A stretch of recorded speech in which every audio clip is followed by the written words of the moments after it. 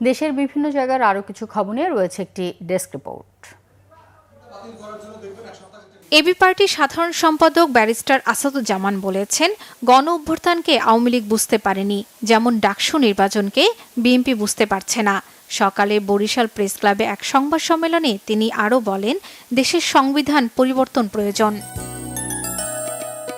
BNP চেয়ারপারসনের উপদেষ্টা doctor Mohammad Enamul Haque Chowdhury বলেছেন, বিএনপির ৩১ দফার মাধ্যমে দেশের শিক্ষা, স্বাস্থ্য, কৃষি খাত সহ নারী ও শিশু অধিকার বাস্তবায়নে কাজ করবে দলটি। সিলেটের বিয়ানীবাজারে রাষ্ট্র কাঠামো মেরামতের ৩১ দফার প্রচার সমাবেশে তিনি কথা বলেন। ইউনিয়ন বিএনপির দ্বিবার্ষিক সম্মেলন হয়েছে সাতক্ষীরার তলা উপজেলায়। এতে প্রধান অতিথির বক্তব্যে এলাকার উন্নয়নে সকলকে ঐক্যবদ্ধ হয়ে কাজ করার আহ্বান জানান বিএনপির কেন্দ্রীয় কমিটির প্রকাশনা বিষয়ক সম্পাদক হাবিবুল ইসলাম হাবিব।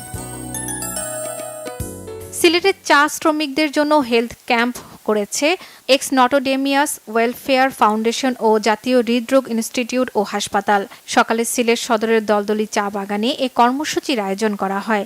উপস্থিত ছিলেন জাতীয় হৃদরোগ ইনস্টিটিউটের হৃদরোগ বিশেষজ্ঞ অধ্যাপক ডক্টর তৌফিকুর রহমান, কার্ডিওলজিস্ট ও মেডিসিন বিশেষজ্ঞ ডক্টর শাকিল আরিফ চৌধুরী সহ আরও অনেকে। কিশোরগঞ্জের নরসুন্দা নদীকে দখল ও দূষণমুক্ত রাখতে পরিষ্কার অভিযানের আয়োজন করেছে জেলা যুব দল। শহরের বড় বাজার ব্রিজ এলাকা থেকে এ কার্যক্রমের উদ্বোধন করা হয়। ঝালকাঠির কাঠালিয়ায় মহিলা দলের সমাবেশ হয়েছে। পরে দলীয় কার্যালয়ের সামনে থেকে একটি র্যালি বের হয়।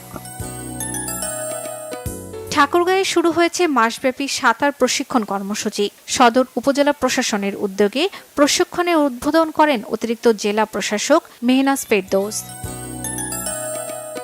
বিএনপি কখনো দখলবাজি করে না, দখলবাজি রাজনীতি করে না বলেছেন বিএনপির কেন্দ্রীয় নির্বাহী কমিটির স্বেচ্ছাসেবক বিষয়ক সম্পাদক মীর শরফত আলী সুফু। শুক্রবার বিকেলে মুন্সিগঞ্জে দুর্গাপূজা উপলক্ষে উপহার বিনিময় অনুষ্ঠানে যোগ দিয়ে তিনি কথা বলেন। শর্মিলা কেয়া, বাংলা ভিশন নিউজ ডেস্ক।